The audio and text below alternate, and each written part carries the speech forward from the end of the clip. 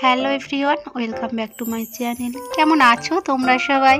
আশা করছি যে যেখান থেকে দেখছো ভালো আছো, সুস্থ আছো। আর আমিও অনেক অনেক ভালো আছি। আর তোমাদের জন্য আমি আরও একটি নতুন ব্লগ নিয়ে চলে এসেছি। আই হোপ যে তোমাদেরকে আমার এই ব্লগটি খুব ভালো লাগবে, তাই শেষ পর্যন্ত কন্টিনিউ করতে থাকো। তো এই দেখো, আমি সকাল সকাল ঘুম থেকে উঠে গেছি আর সমস্ত ঘরের কাজগুলো করে নিয়েছি। ঘরটাও মুছে নেওয়া হয়ে গেছে। তারপরে আমি এখন শাক বাছছি। তো এটা ছিল মেথি শাক। তো মেথি শাকটা রান্না করব। তো আজকে সকাল সকালই রান্নাটা করে নেব, সেই জন্যই শাকটা বেছে নিয়েছি আর কাটাকুটি করে রেখেও দেবো।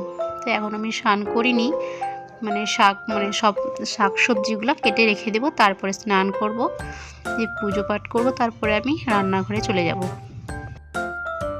আর আজকে ওলকপিটাও রান্না করব, যেহেতু আমরা অতটাও ওলকপিটা খাই না।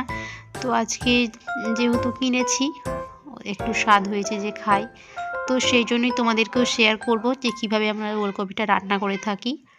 হালকা তেলে, অল্প মশলা দিয়ে নিরামিষভাবেই রান্না করব। তোমরা যদি মনে করো যে অল্প তেলে বা অল্প মশলা দিয়ে রান্না করো, তো তোমরা এইভাবে করতে পারো, ভালো লাগবে। তো আমি তো বাড়ি চলে এসেছি, কালকে রাত্রে বাড়ি চলে এসেছিলাম। তারপরে সকাল সকালে এই দেখো, আমাদের এই বারান্দায় রৌদ্রতা আসে, তো আমরা এখানে বসে থাকি।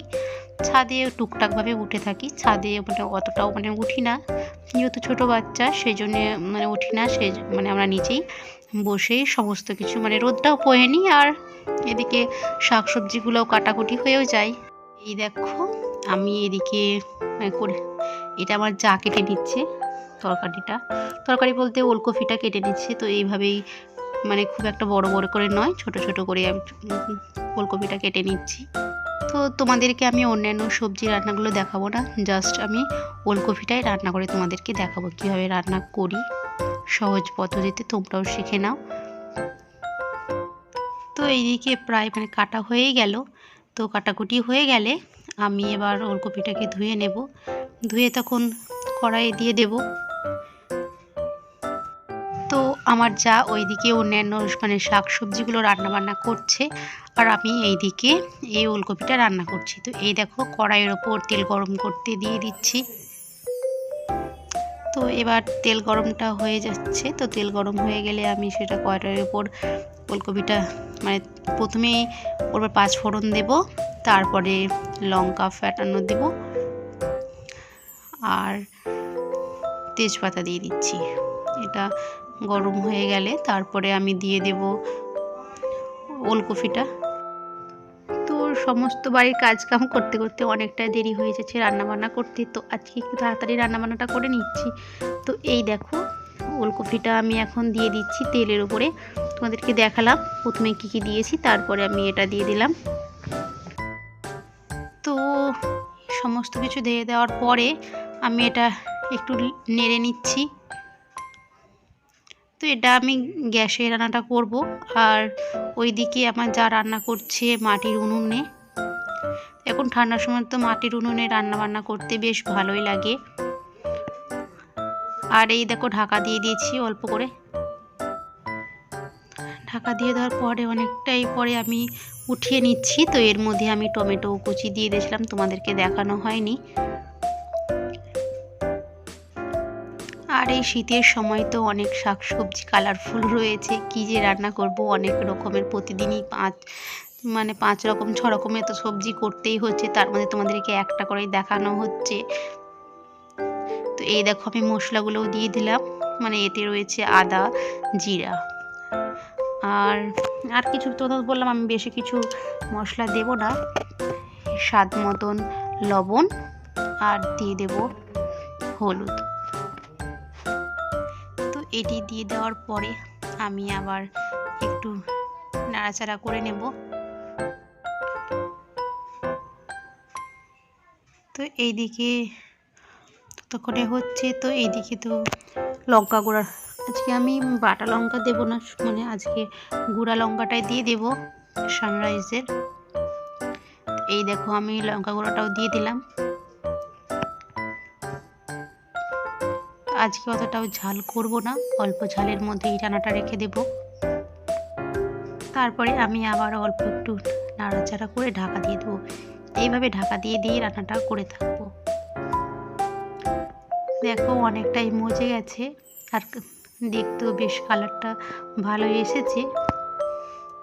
তো ধোয়া উঠছে, সেই জন্যে অনেকটাই ভিডিওটা ভালো আসছে না। তো আমরা এরকমভাবেই রান্নাগুলো করে থাকি, সহজ পদ্ধতিতেই অল্প তেল মশলা দিয়ে রান্নাটা করে থাকি। তাহলে তো এইদিকে যেহেতু অনেকটাই কষানো হয়ে গেছে, তারপরে আমি জল দিয়ে দিচ্ছি। এই দেখো আমি জল দিয়ে দিয়েছি। এবার জল টল দিয়ে দেওয়ার পরে আবার ঢাকা দিয়ে সেদ্ধ করতে দিয়ে দেব। সেদ্ধ না করলে তো হবেও না, এটা একটু বেশি সেদ্ধ হবে। তো এখন আমি ঢাকা দিয়ে রেখে দিচ্ছি, প্রায় 5 মিনিট মতো ঢাকা দিয়ে রেখে দেব। তো এই দেখো ঢাকা দিয়ে উঠানোর পরে এইরকমভাবে আমি একটু এইভাবে আমি ঘুটে নিচ্ছি। তো ঘুটে নেওয়ার পরে দেখো কি সুন্দর কালারফুল, মানে দেখতেই সুন্দর লাগছে। তোমরা এভাবে রান্নাবান্না করে থাকতে পারো, সহজ পদ্ধতি যদি করতে চাও আমার মতো। আর আমরা প্রত্যেক সবজিতেই অল্প তেল মশলা দিয়ে রান্নাবান্না করে থাকি। তো হয়েই গেছে এদিকে, তো নামিয়েও নেব। তো এই দেখো নামিয়ে নিয়েছি। তো কেমন লাগছে অবশ্যই তোমরা বলবে। তোমাদেরকে যদি একটু ভালো লাগে তো অবশ্যই লাইক কমেন্ট শেয়ার করবে। আর যারা আমার চ্যানেলে নতুন তারা অবশ্যই আমার চ্যানেলটিকে সাবস্ক্রাইব করে নেবে। তো ওই দিকেও আমার যাই রান্নাবান্নাগুলো সমস্ত কিছুই হয়ে গেছে। যা রান্নাবান্না করেছিলাম দুপুরের জন্য সমস্ত কিছু হয়ে গেছে। তারপরে দেখো আমি এদিকে ছেলেকে খাইয়ে দিচ্ছি। ও তো নিজে হাতে তুলে খাবেই না, কোনো দিনই খায় না, আমাকেই খাইয়ে দিতে হয়। আর থালা বাসনগুলো মাজা হয়ে গেছে, তারপরে নিশ্চিন্তে আমি ওকে খাইয়ে দিচ্ছি। আর মেয়েকেও ওদিকে খাইয়ে দিয়েছিলাম। খাইয়ে দেওয়ার পর তো খুব দুষ্টু, এই দেখো সবাই মিলে নাচানাচি করছে। আমার জায়ের ছেলেরা, আমার ছেলে সবাই মিলে নাচানাচি করছে, ওরাই ভিডিওটা করেছে। তো তোমাদেরকে একটাই কথা বলবো, যারা আমার ভিডিওটি নতুন দেখছো তারা অবশ্যই আমার চ্যানেলটিকে সাবস্ক্রাইব করে নেবে। আর যারা অলরেডি সাবস্ক্রাইব করে রেখেছো তাদেরকে অসংখ্য ধন্যবাদ আমার পাশে থাকার জন্য। আমার ভিডিওটি যদি তোমাদেরকে একটু ভালো লাগে থাকে তাহলে অবশ্যই লাইক কমেন্ট শেয়ার করে দেবে। আর নতুন নতুন ভিডিও পেতে আমার চ্যানেলটিকে সাবস্ক্রাইব করে দেবে। তো ভিডিওটি আমি বড় করছি না, এই পর্যন্তই। দেখা হবে নেক্সট ভিডিওতে।